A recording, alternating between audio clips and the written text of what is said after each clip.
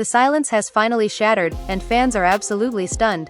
For weeks, whispers have echoed through social media, cable news panels, and late-night group chats about the growing tension surrounding Usha Vance, her husband JD Vance, and the name that no one could seem to stop mentioning, Erika Kirk. Every day brought a new rumor. Every hour added fuel to the fire. And through it all, one question burned hotter than the rest: why hasn't Usha said a word? Until now, late last night, in a move no one saw coming, Usha Vance reportedly decided she was done staying quiet. Done watching strangers dissect her marriage. Done seeing headlines spiral out of control. Done protecting everyone else's feelings while her own were pushed to the breaking point. Sources say emotions ran high as her truth, finally came pouring out, and what followed left insiders gasping, fans divided, and the Vance inner circle reeling. This isn't just political gossip. This isn't just another viral controversy that fades in 48 hours. This is personal. This is raw. This is a story about loyalty tested, trust questioned, and a family thrust into a spotlight they never asked for. And according to people close to the situation, what Usha revealed behind closed doors was far more intense than anyone imagined. Fans are shocked not just by what was allegedly said, but by how it was said. Voices raised, long pauses filled with tension. A moment where everything seemed to hang in the balance. Was this a calculated response? A long simmering breaking point? Or the beginning of a much bigger unraveling? As speculation exploded overnight, reactions flooded in from every direction. Supporters rushed to defend. Critics circled fast. Friends were forced to pick sides. And at the center of it all stood Usha, calm on the surface, but, insiders claim, carrying the weight of weeks of betrayal, scrutiny, and emotional strain. And then there's JD. Where does he stand as the walls close in? What role does Erika Kirk really play in this storm of accusations and denials? And why are those closest to the family saying this is only the beginning? Stay with us, because once you hear what allegedly pushed Usha Vance to finally break her silence, you'll understand why people are calling this one of the wildest, most unexpected turns in this entire saga. The room felt heavier than usual that night, like the walls themselves were listening. The lights were low, the city outside quiet, but inside the house everything was anything but calm. Usha sat still on the couch, hands folded, eyes fixed on a point no one else could see. For weeks she had watched her name trend, watched strangers argue about her life, watched the story twist into something she barely recognized. And now, after all the silence, all the restraint, something inside her had finally shifted. JD paced near the window, phone in hand, refreshing his feed again and again. Every notification felt like another jab. He hadn't slept properly in days. Neither had she. The air between them was tight, filled with words that had been swallowed too many times. Neither knew who would speak first, only that once it started, there would be no stopping it. They think they know everything, Usha finally said, her voice calm but sharp underneath. They think silence means guilt, or weakness, or permission. JD stopped pacing. I told you this would blow over. She let out a slow breath, almost a laugh, but there was no humor in it. You said that 3 weeks ago. Then 2 weeks ago. Then yesterday. It hasn't blown over. It's grown teeth. Outside, somewhere far away, a siren passed. Inside, the tension cracked just a little. JD rubbed his face, exhaustion written all over him. I'm trying to protect us. By saying nothing? She asked, finally turning to look at him. By letting them write the story for us. The name Erika Kirk had become impossible to escape. It appeared in headlines, comment sections, whispered conversations at events. People who had never met her spoke as if they knew her intentions, her secrets, her role in everything. And with every mention, the distance between truth and rumor seemed to widen. Earlier that day, Usha's phone had buzzed non-stop. Friends checking in, family members asking careful questions. Some messages supportive, others cautious, a few painfully blunt. One read simply, "Is it true?" She had stared at the screen for a long time before locking the phone and placing it face down, like it might burn her. The worst part wasn't the speculation. It was the certainty with which people spoke. As if they had been there. As if they had seen the looks, heard the conversations, felt the undercurrents that only existed inside her marriage. Fans were shocked, commentators were relentless, and every theory felt more dramatic than the last. JD sat down across from her. You know none of this is what they're saying. Usha's jaw tightened. I know what's true, but I also know what it looks like. And looks are everything to them. There was a knock at the door earlier that evening, a close family friend stopping by unannounced. The conversation had been awkward, polite smiles stretched thin. When the friend finally left, the unspoken questions lingered like smoke. Even those who wanted to believe were starting to doubt, and that hurt more than any headline. Inside Usha's mind, memories replayed in fragments. Quiet moments interrupted by sudden tension. Conversations cut short, the feeling that something was always just out of reach, unnamed but present. Nothing scandalous, nothing concrete, yet enough to feed the narrative once it escaped into the public. "They want a villain," Usha said softly. "And they've decided it's me. Or her. Or you. Depending on the day." JD leaned forward. "So what do you want to do?" That was the question she'd been asking herself every night. Stay silent and let the storm pass, hoping the damage wouldn't be permanent. Or speak, knowing that once she did, there would be no undoing it. Every word would be dissected, twisted, weaponized. "I want my voice back," she said. Meanwhile, across town, Erika Kirk was having her own night from hell. Her phone lit up with messages she hadn't asked for, accusations wrapped in concern, curiosity disguised as care. She hadn't planned on being part of anyone's drama, yet there she was, painted into a corner by assumptions and half-stories. Erika sat at her kitchen table, staring at a cold cup of tea. She replayed her last interaction with JD in her head, searching for anything that could be misconstrued. A casual conversation, a laugh, a shared moment taken wildly out of context. How had it come to this?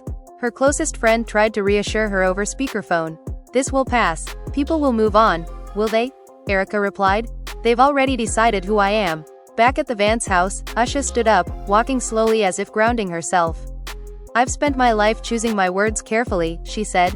"But right now, careful feels like cowardly." Jade's phone buzzed again. Another alert. Another breakdown video. Another so-called insider claiming to know the truth. He turned the screen face down this time. "If you speak," he said cautiously, "they won't stop. They'll dig deeper." Usha nodded. "I know, but at least they'll be digging around something real." The family group chat had gone quiet hours ago, a silence louder than any argument. Someone had typed, then deleted. Someone else left the chat entirely. The family was left divided, not by facts, but by fear of association, by the sheer weight of public judgment. Usha picked up her phone, scrolling through drafts she'd written and erased. Statements that sounded too stiff. Messages that felt too emotional. Nothing felt right. Nothing captured the mix of anger, sadness, and resolve building inside her. "This isn't about Erika," she said suddenly. "And it's not even really about you. It's about me being erased from my own story." JD looked at her, surprised. "Erased?" She met his eyes. "Everyone's talking about what I think, how I feel, what I'm willing to tolerate. No one's asking me." That was the moment something shifted between them. Not resolved, not healed, but acknowledged. The tension wasn't just external. It had seeped inside, exposing cracks they'd ignored for too long. Outside, social media buzzed with anticipation. Anonymous accounts teased, big news coming. Fans speculated wildly, dissecting every past appearance, every photo, every pause caught on camera. Emotions ran high, and no one knew what tomorrow would bring.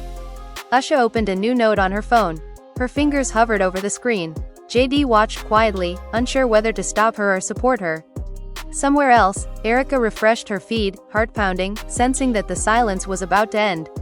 And as the clock crept closer to midnight, three lives connected by rumor, assumption, and unresolved tension stood on the edge of something irreversible, not knowing that once the first word was spoken, nothing would ever be the same.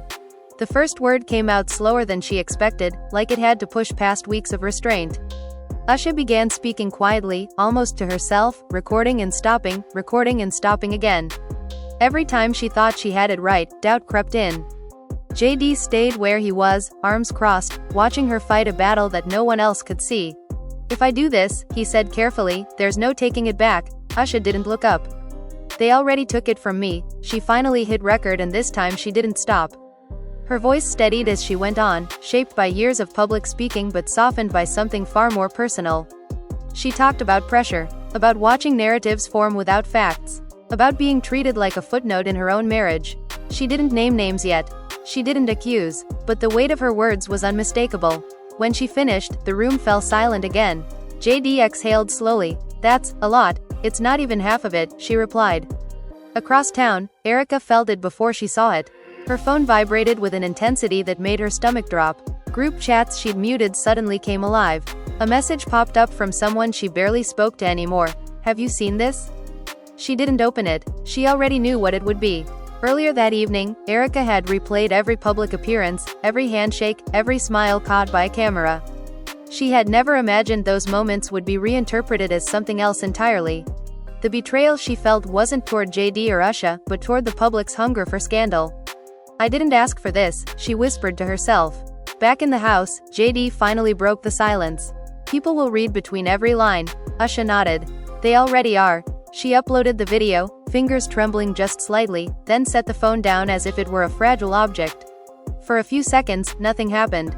Then the notifications began to stack up. Likes, shares, comments multiplying faster than either of them could process. Fans are shocked didn't even begin to cover it.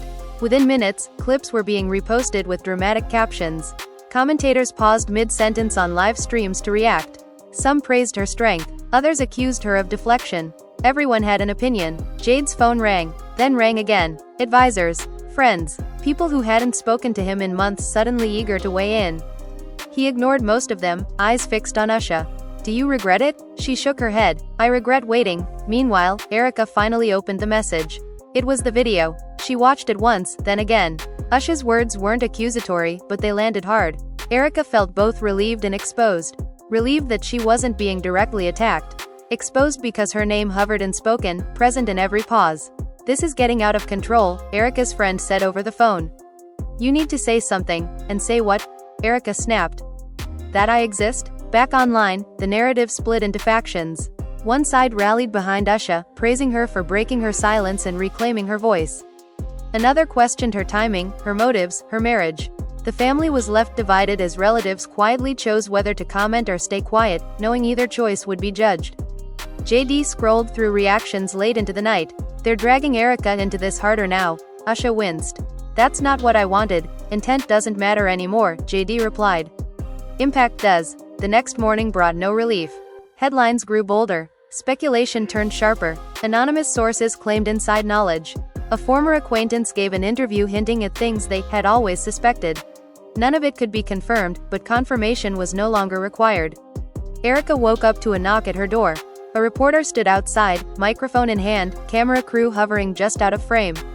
She didn't open it. She slid down against the wall instead, phone pressed to her ear as she called her lawyer. "They won't leave," she said, voice shaking. "They will," the lawyer replied. "Eventually. But right now, they smell blood."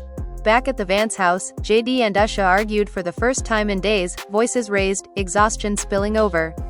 "You knew this would happen," JD said. "I knew something would happen," Usha shot back. "I didn't know everyone else would lose their minds." Emotions ran high as old grievances resurfaced. Moments where Usha felt sidelined. Moments where JD felt misunderstood. The controversy had cracked open conversations they'd avoided for years, and now everything was spilling out at once. "I stood by you," Usha said. "Through campaigns, through attacks, through things no one else saw." Jade's voice softened. "I know, and I'm still here," but even as he said it, doubt lingered between them. Not about loyalty, but about whether they truly understood each other anymore. Online, fans dissected their body language from past interviews. A pause here, a glance there, everything became evidence. Nothing was sacred. Even moments meant to show unity were reframed as tension. Erika watched the chaos unfold from a distance, feeling strangely invisible and overexposed at the same time. She drafted a statement, deleted it, drafted another. Every version sounded either too defensive or too cold. Silence felt safer, but it was also suffocating. Late that night, Erika finally sent a single text to JD. It was brief, neutral, careful. "I hope you and your family are okay." JD stared at the message for a long time before responding. Usha noticed. "Who was that?" "Erika," he said honestly. Usha nodded slowly. And nothing," JD replied. "Just that." The simplicity of it didn't erase the tension. It highlighted it. The controversy had woven them all into a story none of them fully controlled anymore. As the days blurred together, one thing became clear: this wasn't fading. It was escalating. And with every new reaction, every leaked opinion, every half-truth dressed as fact, the ground beneath them grew more unstable, pulling them closer to a confrontation that no carefully worded statement could avoid. By the third day, the silence had become impossible to manage. Not the public silence, that was long gone, but the private one.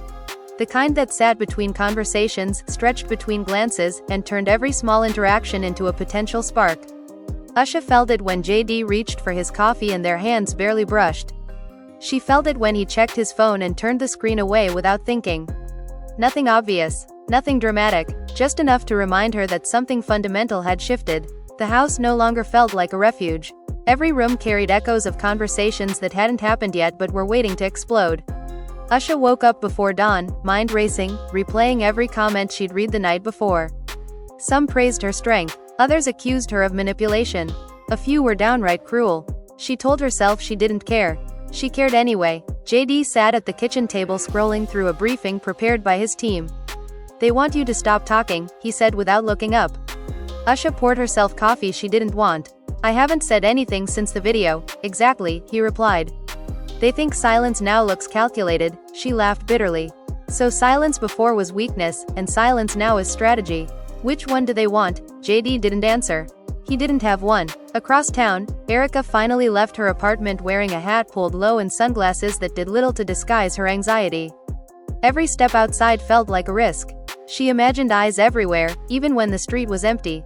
At a red light, she caught her reflection in the mirror and barely recognized herself. She had become a character in someone else's story, stripped of context and control. Her phone buzzed with a message from a mutual acquaintance. "People are saying you're going to speak out." Erika typed, deleted, then locked the phone. Speak out about what? A rumor that had grown so large it barely resembled reality? Any response felt like stepping into quicksand. Back online, new details surfaced. Unnamed sources claimed private meetings.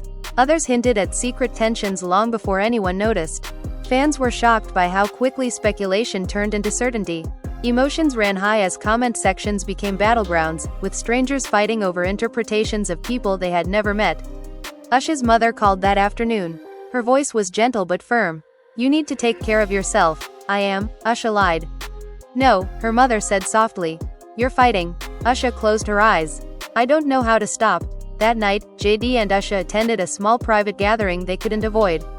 Smiles were forced. Conversations carefully neutral. People spoke around the controversy, not about it, but every pause felt loaded. One person squeezed Usha's hand a little too long. Another avoided eye contact altogether. The room was polite, tense, divided. When they got back into the car, JD finally snapped. "This is tearing everything apart." Usha stared out the window. "It was already torn. We just couldn't see it." "That's not fair," he said. "Neither is this," she shot back.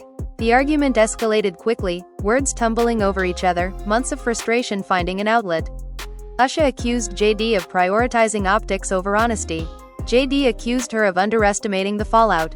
Both were right, neither wanted to admit it. "Do you even hear yourself?" JD said.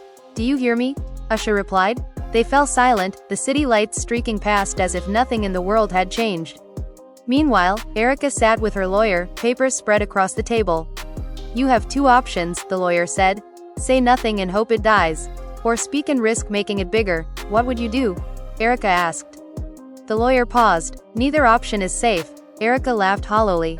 "Story of my life lately." She went home and opened her laptop, not to draft a statement but to read. She read every version of herself that existed online now. The ambitious one, the manipulative one, the innocent one. None of them felt real. All of them felt dangerous. Late that night, JD received another message from Erika.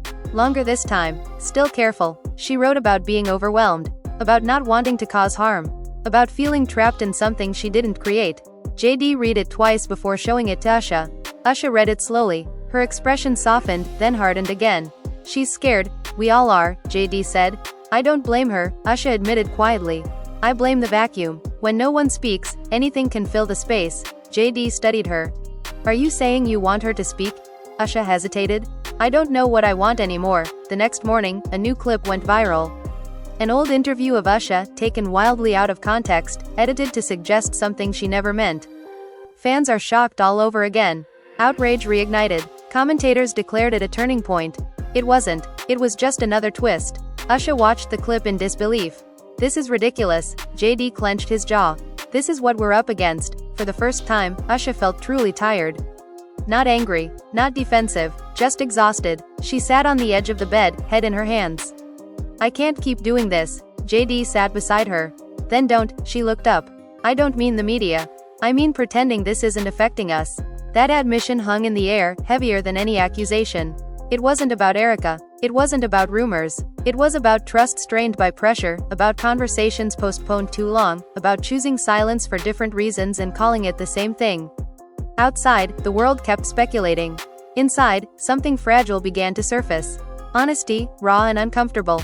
But just as it seemed like things might slow down, a teaser appeared online. A respected journalist hinting at an upcoming exposé. Sources ready to talk, the caption read. Usha's phone buzzed endlessly. Jade's team went into crisis mode. Erika saw the teaser and felt her chest tighten. Whatever came next, it wouldn't be quiet. And it wouldn't be kind. The teaser changed everything. It wasn't loud, it wasn't detailed, but it was enough. Just a few words, just enough mystery, and suddenly the speculation reached a fever pitch. Phones rang non-stop. Group chats reignited. People who had stayed neutral began choosing sides. Emotions ran high as if everyone sensed that the next move would define the entire story. Usha felt it in her chest before she read it. That familiar tightening, the warning sign that things were about to spiral again. She showed the post to JD without saying a word. He read it, jaw clenched, then handed the phone back. This is bad, he said. This is inevitable, she replied. Jade's team advised immediate damage control. Background calls. Quiet pressure. Careful messaging. Usha listened from the other room, hearing her life discussed like a chessboard. Every sentence started with optics and ended with containment. No one asked how she was holding up. She finally walked in. I'm not a strategy, she said sharply. The room went silent. Jade's advisor cleared his throat. Of course not. But perception is already broken, Usha cut in. I'm done pretending otherwise. JD dismissed the team earlier than planned. Once they were alone again, he looked at her with a mix of admiration and concern. You're pushing back harder than ever, because I have nothing left to lose, she replied. Across town, Erika watched the same teaser circulate. Her hands shook as she refreshed the page again and again, hoping for clarification that never came. She called her lawyer, then her friend, then stared at the ceiling when neither had answers. What if they're talking about me? Erika asked. What if they're not? Her friend replied. Either way, I'm trapped in it. Erika's past was suddenly under a microscope. Old photos resurfaced. Casual interactions reframed as calculated moves. People debated her character as if it were a plot device. She wanted to scream that she was more than this narrative, but she also knew screaming would only feed it. Back at home, Usha and JD sat at opposite ends of the couch. The distance felt symbolic, even if neither meant it that way. Did you know this was coming? Usha asked quietly. JD hesitated just long enough. I knew someone was digging. Usha nodded slowly. And you didn't tell me. I was trying to protect you, by deciding for me? Her voice cracked. That's the problem. Everyone keeps deciding for me. The words hung there, heavy and undeniable. JD rubbed his temples. I didn't think it would get this far. It always does, Usha said.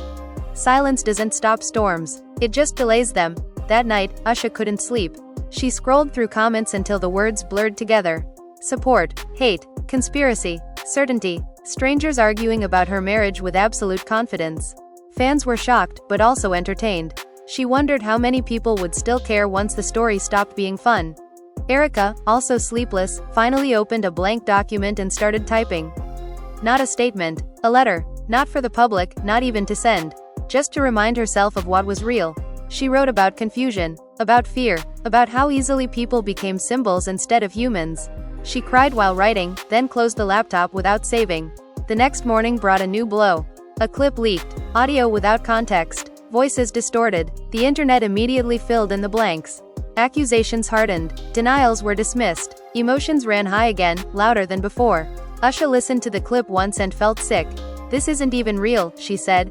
Jade's face was pale. It doesn't have to be. The family group chat exploded. Accusations, defenses, panic. One relative suggested issuing a joint statement. Another warned against it. Someone else left the chat again. The family was left divided, not by truth, but by fear of being dragged under. Usha typed a message, deleted it, then typed again. Stop guessing, she finally sent. If you want to know how I feel, ask me. No one replied. Erika's name trended again by noon. Memes appeared, parody videos, exaggerated reenactments. The story had crossed into spectacle. Erika turned off her phone and sat in silence, realizing that whatever happened next would happen without her consent. JD and Usha argued again, quieter this time, more dangerous.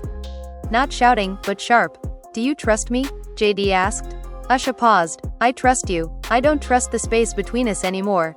That answer hurt more than anger would have. JD nodded slowly. Then we have to fill it. Together. Then stop deciding alone, she said. Another message arrived, this one from Erika to Usha. It was unexpected, brief, honest. I never wanted to cause pain. I'm sorry this has become what it is. Usha stared at the screen for a long time. When she finally replied, her message was just as short. I know, it wasn't forgiveness. It wasn't resolution, but it was human, and in a story drowning in distortion, that mattered. The journalist behind the teaser finally announced a release date. Anticipation surged. Reaction videos queued up. Commentators sharpened their takes. Everyone prepared for impact. Usha closed her eyes and took a deep breath. Whatever comes out, she said to JD, we face it openly. JD nodded. No more hiding, and somewhere between fear and resolve, all three of them understood the same thing. The next chapter would change everything. Not because of what the story claimed, but because of how they chose to respond when the noise reached its peak. The release day arrived without ceremony, no countdown clock, no dramatic announcement beyond a quiet post that spread faster than anyone expected. By the time Usha woke up, the story was already everywhere. Notifications stacked on her phone like missed heartbeats. She didn't open anything at first. She just sat on the edge of the bed, feet on the floor, breathing slowly as if preparing for impact. JD was already awake, standing by the window, phone pressed to his ear. His voice was low, controlled, but she could hear the strain. When he hung up, he didn't turn around right away. It's out, he said. Usha nodded. I know. They read it together in silence. Paragraph by paragraph, claim by claim. Some parts were exaggerated, some misleading, some painfully close to moments they recognized but no longer belonged to them. Conversations stripped of tone, pauses filled with intention that was never there. The article didn't accuse directly, but it didn't need to. It invited the audience to connect the dots themselves. Fans are shocked was the phrase dominating reactions again, plastered across thumbnails and captions. Reactions poured in faster than facts ever could. People dissected sentences like clues in a crime scene. Others declared verdicts with confidence that bordered on performance. Usha closed the article and set the phone down. Her hands were steady now. This is what they wanted, she said. A story that can't be disproved because it's built on suggestion. JD sat beside her. We can respond, we can, she agreed. But we don't have to play their game. Meanwhile, Erika read the article alone, curled on her couch, knees pulled to her chest. She recognized herself only in fragments. A quote here, an implication there. Her name wasn't everywhere, but it didn't need to be. The shadow was enough. She felt anger rise, sharp and sudden, followed by something heavier. Grief, not for reputation, but for how easily truth had been bent. She called her lawyer again. They're making me a symbol, the lawyer sighed. That's what happens when stories get bigger than people. Then I want to be a person again, Erika said. Even if it costs me. Back at the Vance house, the mood shifted from panic to something colder. Resolve. Usha opened her laptop and began typing, not a statement, not a defense, but a narrative. Her narrative. She wrote about context, about complexity, about how silence is often mistaken for consent, and how speculation can feel like violence when it's aimed at your life. JD read over her shoulder. This is risky. So is letting others define me, she replied. As the hours passed, the family fallout intensified. Some relatives publicly defended them. Others distanced themselves. A few liked posts they probably shouldn't have. Screenshots circulated. Alliances became visible. The family was left divided in a way that might not heal quickly. Usha's mother called again. Are you sure about this? Usha smiled sadly. I'm sure about myself. Erika, after hours of debate, made her own decision. She posted a short video. No filters, no drama, just her face, tired but composed. She spoke about boundaries, about being pulled into something she didn't create, about refusing to be a projection for anyone else's assumptions. She didn't mention names, she didn't accuse, but the message was clear. She was done being silent. The reaction was immediate. Some praised her courage, others accused her of timing. Emotions ran high as two narratives collided in real time, each refusing to be reduced to a villain or a victim. Usha watched Erika's video in full. She didn't flinch, she didn't interrupt. When it ended, she exhaled. That took guts. JD nodded. It complicates things. Good, Usha said. The truth usually does. The internet struggled with that. Complexity didn't trend well. People wanted clean lines, heroes and villains. Instead, they got nuance. And it frustrated them. Commentators argued over who spoke better, who seemed more sincere, who was hiding something. Body language experts weighed in. Armchair psychologists diagnosed motivations. None of it felt real to the people living it. Late that night, Usha and JD finally talked without defensive. Really talked. About pressure, About fear, about how easily they had slipped into parallel lives under scrutiny. They admitted mistakes, not scandals, mistakes of communication, of assumption, of silence chosen for different reasons. "I should have asked more," JD said quietly. "I should have demanded to be heard sooner," Usha replied. It wasn't a fix, but it was honest. Erika turned off her phone and sat in the quiet afterward, heart still racing. She didn't know what tomorrow would bring.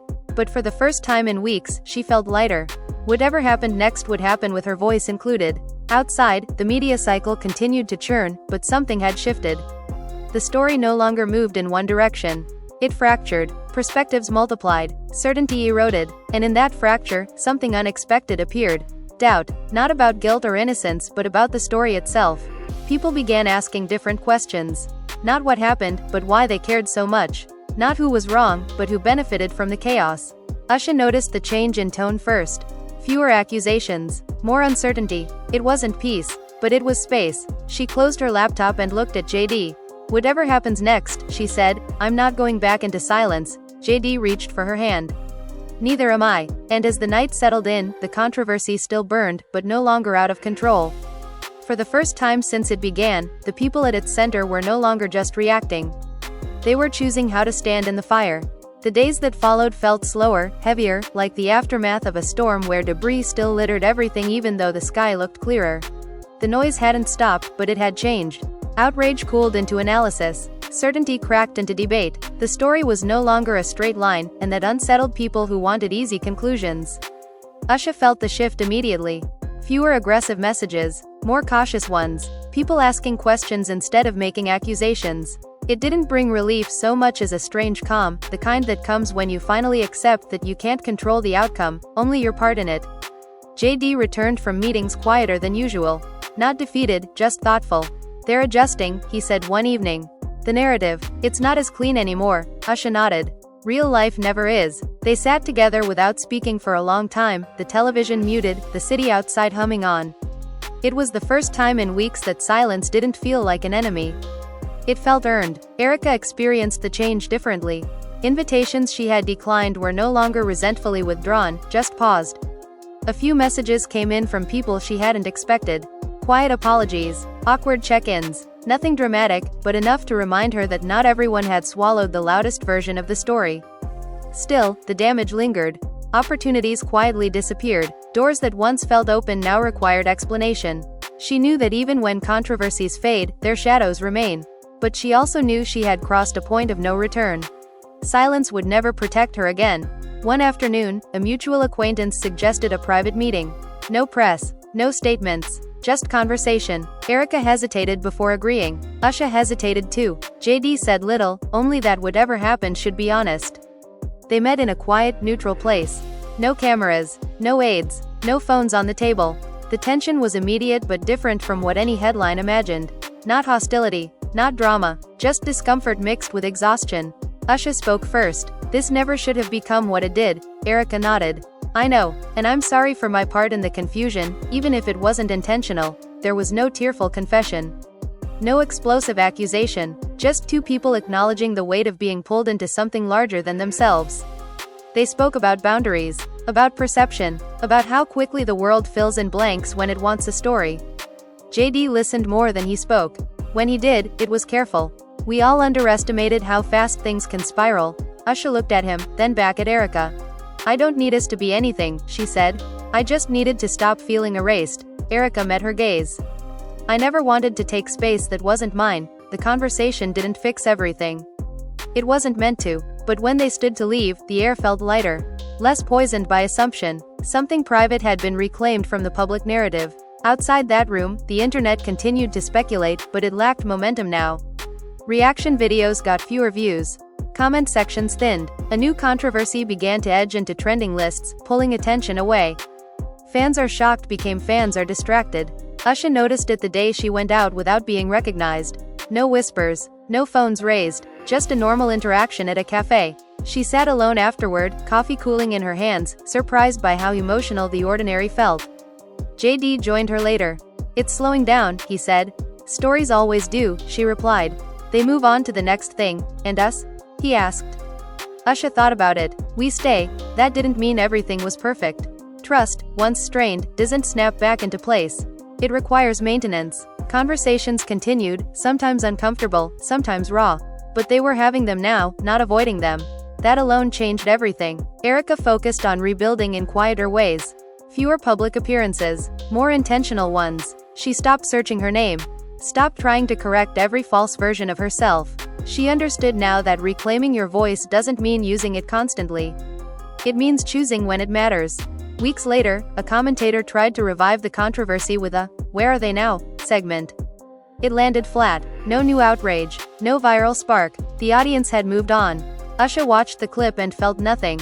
No anger, no fear, just distance. She had stepped out of the story without needing it to end on her terms. The family, too, slowly found a new balance. Some relationships remained strained, others grew unexpectedly stronger. The family was left divided, yes, but not broken.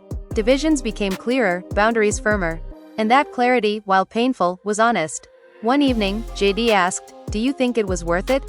Usha didn't answer right away. She thought about the nights without sleep, the fear, the loss of control, and then she thought about the moment she decided to speak, knowing it would change everything. "Yes," she said finally. "Because I didn't lose myself." JD nodded. "Neither did I. I almost did, but I didn't." Outside, the world kept spinning, indifferent and relentless. Controversies rose and fell, outrage flared and faded, but for the people who had lived inside this one, something permanent remained. Not the scandal, but the lesson. Silence can protect, but it can also erase. Speaking can cost you, but it can also return you to yourself. Usha stood at the window that night, the same place where weeks earlier everything had felt like it was collapsing. Now it just felt like a window again. A boundary. A view. She turned to JD. "Whatever comes next," she said, "we face it together." Openly, he smiled, tired but sincere. "No more letting the noise decide for us." And somewhere else in the city, Erika closed her laptop and stepped out onto her balcony, breathing in the night air. The world hadn't apologized. It probably never would, but she had stopped waiting for it to. The story that once consumed them all faded into background noise, another chapter in a media cycle that never rests. But for those at its center, it marked an ending and a beginning at the same time. Not of perfection, but of agency. And that, in the end, was the one thing no rumor, no headline, and no fabricated narrative could ever take away. Now it's your turn, because stories like this don't end when the cameras stop rolling or when the headlines fade. They live on in the conversations people have, in the opinions you form, and in the questions that still don't have clear answers. You've just witnessed a saga filled with silence, speculation, emotion, and moments that felt uncomfortably real. And if you're being honest with yourself, you probably felt pulled in more than once. Maybe you sided with Usha when she finally spoke out. Maybe you questioned her timing. Maybe you felt sympathy for Erika being dragged into a narrative she never signed up for. Or maybe you're still torn, unsure who to believe, or whether the truth even fully surfaced at all. That uncertainty is exactly why this story refuses to disappear quietly. Fans are shocked not just because of what was said, but because of what remains unsaid. The pauses, the careful wording, the things hinted at but never confirmed. The emotions that felt too raw to be scripted. And now you're left where everyone else is left too, staring at the aftermath and wondering what really happens behind closed doors when the cameras aren't there. Do you think silence protected anyone in the end, or did it just give rumors more room to grow? Do you believe speaking out was an act of courage, or did it pour fuel on an already raging fire? And what about the people caught in the middle, the ones turned into symbols instead of humans? These aren't easy questions, and that's what makes this drama linger. Emotions ran high throughout this entire saga, and chances are they ran high for you too. Maybe you felt angry at how fast people judged. Maybe you felt uncomfortable recognizing how easily a story pulled you in. Maybe you even saw reflections of your own life in moments of miscommunication, pressure, or silence chosen for the wrong reasons. This is where you step in. Your voice matters here. Your perspective adds another layer to a story that refuses to be simple. Scroll down and tell us what you really think. Not what everyone else is saying, but what you believe after hearing it all. Were the lines between truth and rumor crossed too easily? Was anyone truly innocent, or just better at navigating the spotlight? And if you're still watching right now, if you stayed through every twist, every tense moment, every emotional shift, then you're part of this conversation whether you realize it or not. This channel exists for stories that spark debate, that make you question narratives, and that refuse to give you neat endings. So don't just watch and disappear. Hit like if this story made you feel something, even if that feeling was discomfort. Hit subscribe if you want more deep dives into dramatic, shocking, and conversation-starting stories like this one. And most importantly, comment below and let everyone know where you stand. Do you think this controversy is truly over, or is it just waiting for the next trigger to explode again? Do you believe the public will ever fully move on, or will this always follow the people involved like a shadow? And if you were in their place, would you have stayed silent, or would you have spoken sooner, knowing the cost? Your opinion could spark the next big discussion. Someone reading your comment might see the story differently because of you. That's the power of engaging instead of just consuming. Stay tuned, because stories like this have a way of resurfacing when you least expect them. New details, new perspectives, new fallout, and when that happens, you'll want to be right here, part of the conversation, not catching up after the fact. This isn't just entertainment, it's a reminder of how fast narratives form.